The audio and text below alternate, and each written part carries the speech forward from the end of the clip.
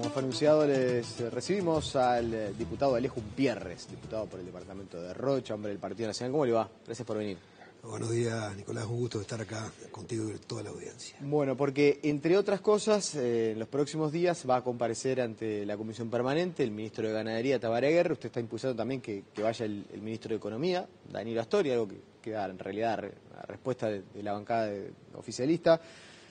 Por los negocios y la falta de pagos de Venezuela y todo el fideicomiso que se generó para la exportación de productos uruguayos, una historia que más o menos todo el mundo maneja en el sentido de la falta de cumplimiento de las obligaciones por parte del gobierno de Nicolás Maduro, lo que ha generado una situación bastante compleja para el sector lechero uruguayo. ¿Por qué entiende usted que es importante que vayan Aguerre y Astori a la comisión? En dos cosas, yo creo que hay que explicarle un poco a la gente porque esto es un culebrón venezolano, propiamente.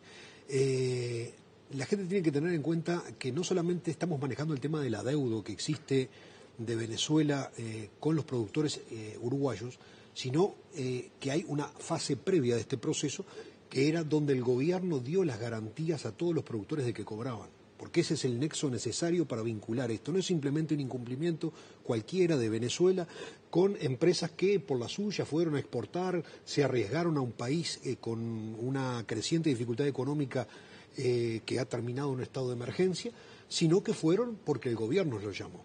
El gobierno realizó una ronda de contactos en el mes que empezó en junio del año pasado. El 6 y el 7 de julio firmaron un memorándum de acuerdo diversos ministros de Uruguay y diversos ministros de Venezuela. Culminó con una declaratoria conjunta en Brasilia el día 17 de julio entre Tabaré Vázquez y Maduro. Y en ese proceso, ¿qué fue lo que surgió? Uruguay le vende 265.000 toneladas de alimentos a Venezuela.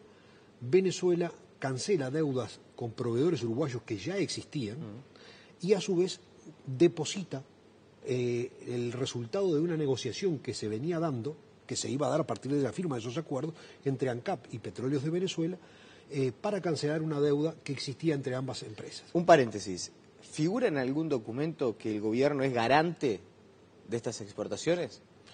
No figura que es garante, pero figura sí una cosa que es más importante que sea garante, porque en definitiva es la garantía real. En el punto 1 de ese acuerdo con Venezuela dice que se va a realizar todo un cúmulo, un vehículo de comercio.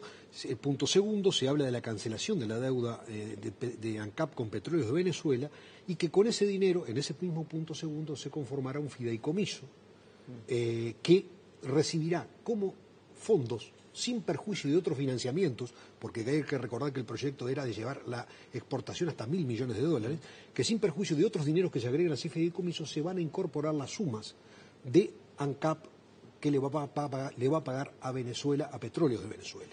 Una primera partida de $50 millones y después el resultado final de la negociación que resulte en el pago. La negociación final, ¿qué resultó? Un pago único, $267 millones. Eso fue, y lo dijo el presidente además públicamente, además de estar en ese memorándum del día 6 y 7 de julio firmado entre los ministros de Uruguay y ministros de Venezuela, lo dijo públicamente el presidente, no una sola vez, lo dijo múltiples veces. Lo ratificó el Ministerio de Economía en la Comisión de Hacienda en diputados y en el Senado.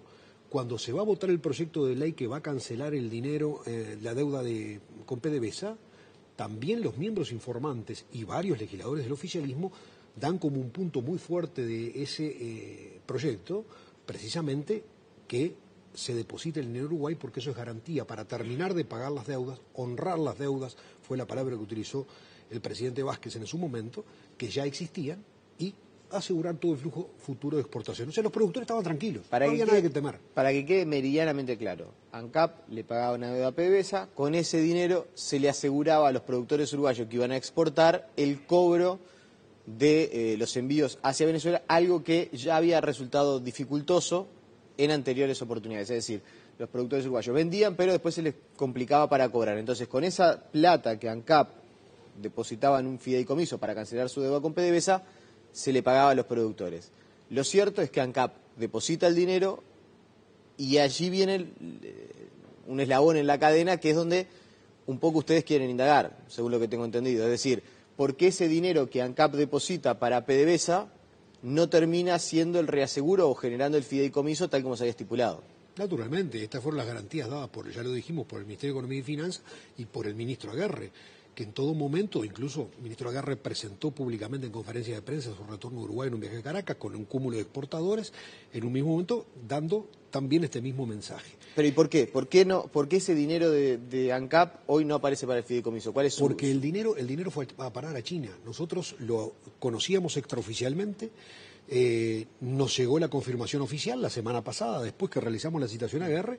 El propio vicepresidente de la República, Sendik, dice que el dinero se fue a China y explica de que PDVSA aparentemente habría realizado una presión muy fuerte para que ello sucediera. Ahora, hay toda una explicación, el dinero es del Ministerio de Economía y Finanzas, obviamente. ANCAP es una pieza en un acuerdo internacional, suscripto de gobierno a gobierno. Acá firmaron por un lado Vázquez, por el otro lado Maduro. El resto de la articulación institucional, que incluye acuerdos comerciales, acuerdos energéticos, acuerdos culturales, obviamente que tiene múltiples dependencias para tramitar las gestiones correspondientes. Pero es un acuerdo de gobierno a gobierno. No es que ANCAP se equivocó y mandó la plata, no es que nos hicieron una presión indebida, porque supuestamente era un máximo acuerdo. ¿No es de recibo entonces esta declaración de Sendik en el sentido de, bueno, Venezuela establecía dónde teníamos que depositar el dinero y nosotros mandamos el dinero a China? Y bueno, fue la razón por la cual el dinero proviene en el Ministerio de Economía y Finanzas. El dinero en la ley es clarísimo, es un dinero que da el Ministerio de Economía y Finanzas. El Ministerio de Economía y Finanzas dijo en comisión que ese dinero iba al Bandes Uruguay en un fideicomiso acá.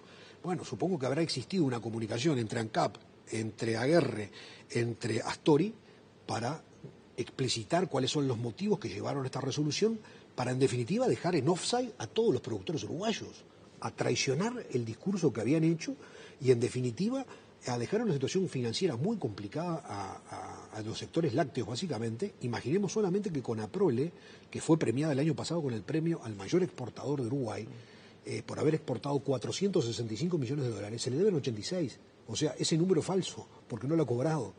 No estaría en el primer lugar de la tabla si fuera así. Se le debe casi el 20% de sus ventas al exterior. Eso financieramente es muy fuerte.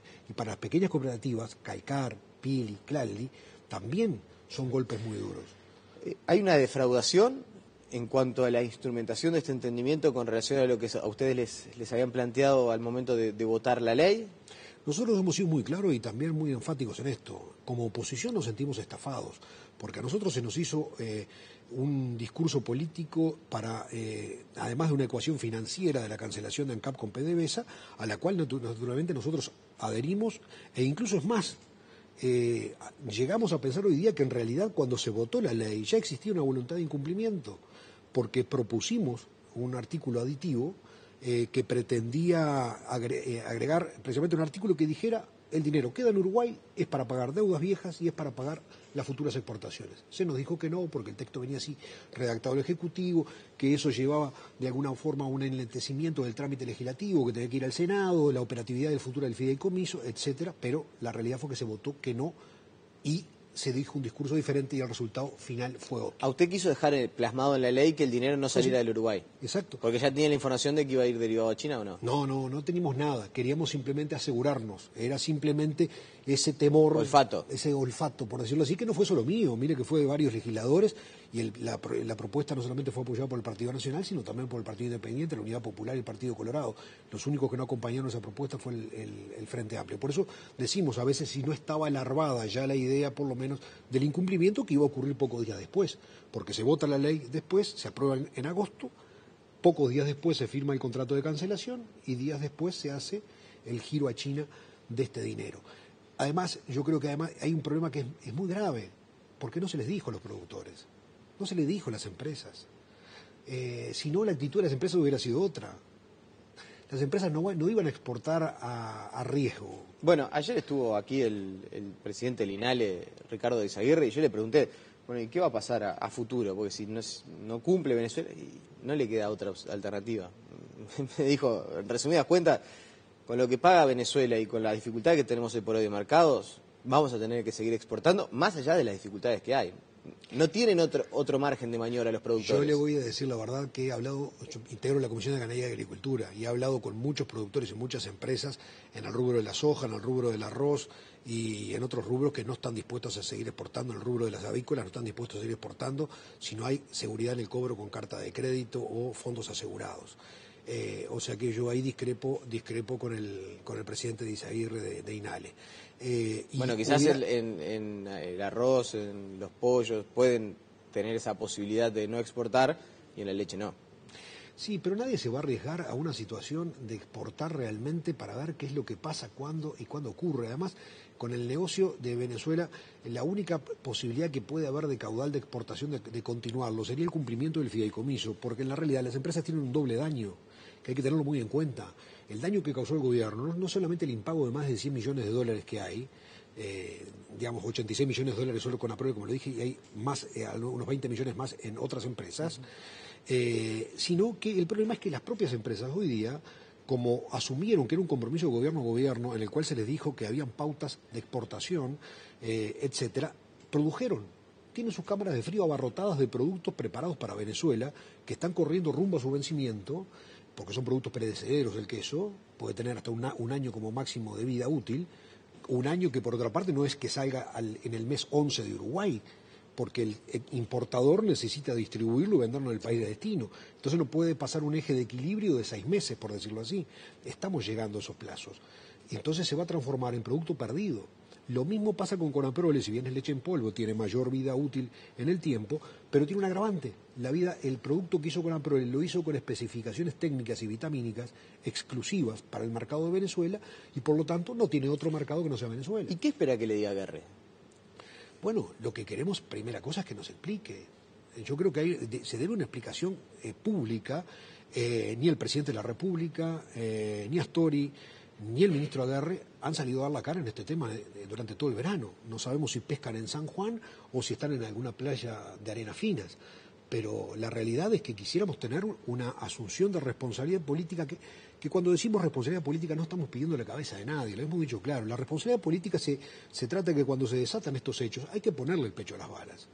La gente no puede quedar a la deriva, llamando por teléfonos, viendo qué pasa, consultas, porque aparte las empresas están en una situación muy particular. Las empresas quisieran gritar, pero no pueden, no se animan. Las cooperativas también están en la misma situación. ¿Pero por qué no se animan? ¿Y por qué el temor a la represalia? El temor a la represalia desde el gobierno venezolano, eventualmente que se puedan cortar vínculos, cortar contratos con algunas empresas. Bueno, pero perdido por perdido, usted dice que ni siquiera tienen voluntad de seguir exportando. Si yo no tengo voluntad de seguir exportando, pero salgo y digo pero hay todo que lo que cobrar, tengo para decir. Hay que cobrar lo que está atrás. También hay que cobrar. En el caso de las avícolas les deben 7,5 millones de dólares a los fasoneros, que no han cobrado un solo dólar de eso, ni han visto ninguna posible solución. La gente no es lo que quiere ver es ver de recuperar. Después, bueno, liquidado y recuperado el dinero, dejaré el negocio o veré cómo lo continúo si las condiciones cambian. Pero parece muy difícil que el mercado venezolano se estabilice porque Venezuela tiene una crisis alimentaria y económica. Hoy cada $1 millón de Venezuela no lo necesita para pagar una deuda vieja. Lo necesita para comprar comida para darle a su gente. Esa es la ecuación complicada que tiene este proceso por Uruguay. No, y tiene el barril de petróleo totalmente derrumbado. Menos de $30. Una economía totalmente dependiente. Un banco sin reservas, porque ha sido saqueado, así ha sido definido políticamente y bueno. Bueno, vio que algunos actores políticos de Venezuela le pidieron a los productores uruguayos que vayan a la cole y que van a ser los últimos en cobrar. Eso lo debe haber visto seguramente. Fue un alcalde de Chacao. Y es natural, porque los venezolanos defienden su propio interés. Es lo lógico entre las naciones, no van a defender que me paguen a mí, no que no coman ellos. En caso de que logre que Astori vaya a la comisión, ¿le va a plantear la posibilidad de que el gobierno desembolse el dinero, o sea, se haga cargo de la deuda y después vea cómo se hace para cobrar? Sentí que en esa declaración a la que usted hace referencia mencionaba que el gobierno va a apoyar las diligencias que se hagan para el cobro, pero no sé, o sea, lo que yo por lo menos percibí es que no es que el gobierno iba a encabezar una misión para el cobro de esa deuda, sino que iba a apoyar las gestiones que se realizaran del sector privado, bueno, por la vía que fuera. No, las gestiones no las tiene que hacer el sector privado porque esto fue un acuerdo de gobierno a gobierno, en lo cual se engarzaron los privados. Acá no hay que decir, como ha dicho la senadora Topolansky, en una cosa totalmente falsa, que se armó un pacto marco y después ahí dentro se zambulleron los privados y cada cual hizo su acuerdo. No. Fue un acuerdo garantizado, con dinero garantizado para el cobro de todas las exportaciones, y ese es el kit de la cuestión. Después cómo se ordenaron las empresas es otra cosa, pero el dinero estaba. Es más, y esto lo saben perfectamente los destinatarios de mi afirmación, saben que acá hubo instigación desde el gobierno, de presidencia, del Ministerio de Ganadería, del ministro Aguerre, a empresas como Conaprole a exportar, porque Venezuela así lo requería por su falta de alimentos y de leche, a exportar varios embarques sin que aún hubiera firmado el fideicomiso, se hubiera aprobado la ley de ANCAP y Conaprole así lo hizo, rindiendo buena fe al proceso gubernamental aprobado y al contrato que había firmado con Corpovet. Usted dice que Aguerre agarraba el teléfono y llamaba a las autoridades de Conaprole y le decía, manden igual porque esto va a salir y van a tener el dinero. Se dieron las garantías totales, se llamó y se le pidió a Conaprole exporten que ustedes van a cobrar. La realidad fue que, bueno, está a la vista. Se jugaron en esa, el dinero desapareció y por eso nosotros decimos, acá hay una brutal responsabilidad política del Ministerio de Ganadería, el Ministerio de Economía y Finanzas y el Presidente de la República, que como articulador de todo el operativo tiene la responsabilidad final de corroborar la ejecución del proceso. Y obviamente esto hace que el gobierno tenga que asumir las consecuencias. Porque si tenemos 900 millones de dólares para recapitalizar Pluna, si ANCAP. tenemos, ANCAP, tenemos 300 millones que pagamos en el pasado para, en este caso ahora sí, Pluna, parecería que cuando estamos hablando con productores, tendrían que aparecer poco más de 100 millones de dólares para pagarle a todos, porque es una cadena de 50.000 personas que está trabajando en el entorno del mundo lácteo. Son 4.000 productores tamberos, generalmente de pequeña y mediana superficie, que son el 70% de los tamberos. Estamos hablando de un problema social que el gobierno lo generó por su propia negligencia y hoy tiene que salvarlo, tiene que ponerse los pantalones largos, tiene que decir, pongo el dinero, después voy con Venezuela y renegociaré, obtendré petróleo, veré cómo lo recupero hacia el futuro con pagos futuros. Sí hemos llegado a perdonarle la deuda a Cuba, que eran un monto aproximado de esta deuda con Uruguay. ¿Por qué no darle a los productores ese dinero para que ellos puedan solucionar todo un problema financiero? Conaprole tiene un problema serio. Conaprole tiene un fondo de estabilización generado con muy buen criterio empresarial por la cooperativa, como fondo anticíclico. Ese fondo tenía 80 millones de dólares, hoy le quedan 6. La situación se complica. Si no aparece el dinero, el giro económico financiero a partir de marzo de Conaprole se complica. ¿Y qué es la complicación? Se traslada al productor definitivamente el precio en la leche. Ya lo hizo Pili, hace 24 horas le bajó el precio y el precio que ofrece Pili ahora es un precio inferior al precio de costo. Antes de finalizar, no quiero dejar de preguntarle, quizás no todo el mundo lo maneje, porque usted es una persona muy cercana al senador José Carlos Cardoso, es alguien que de Rocha, que trabaja con él, hay quienes lo definen como su mano derecha, ¿no? Quiere ser como el mano derecha de José Carlos Cardoso y queremos preguntarle cómo está el senador, que bueno, tuvo un accidente ya hace algunos meses, cómo viene su recuperación. Bien, con José Carlos obviamente, tenemos una amistad entrañable de más de 20 años que nos conocemos y fue él el que me incitó en su momento a entrar militar en la política, en el Partido Nacional, o sea que vaya que si tenemos una vinculación afectiva con él y afortunadamente viene en una franca recuperación, va a ser un proceso lento, posiblemente tenga que tomarse un año sabático como le he dicho yo y hemos charlado, porque obviamente él es una persona de la cual tiene una gran capacidad intelectual, se espera mucho de él y él tiene que volver en el 100% de las condiciones, él no tiene que acelerar su regreso. Él está recuperándose muy positivamente, haciendo diversos tratamientos médicos, ya sale a caminar, habla, dialoga. Ayer estuve hablando por teléfono con él, la semana pasada estuvimos charlando 2 horas y pico. Él está en una franca evolución, pero tiene que completarla, obviamente, porque tuvo un proceso, fue un impacto brutal el del accidente, y lo verdaderamente milagroso, lo dicen su neurocirujano, es la evolución que ha tenido, especialmente después que salió del coma hasta ahora, en unos 40 días. Que es asombrosa. Así que bueno, estamos muy contentos de que el amigo esté mejorando. Bueno, y esperemos que si hoy está ahí, está mirando, le mandamos un abrazo desde acá. Exactamente, le mandamos un saludo afectuoso. Alejo Umpierre, le agradecemos su presencia esta mañana aquí en Tele Buen Día. Muchas gracias, Nicolás, y esperemos que todo este culebrón venezolano termine bien, los productores cobren, el gobierno se haga cargo. La pausa y sigue hasta luego.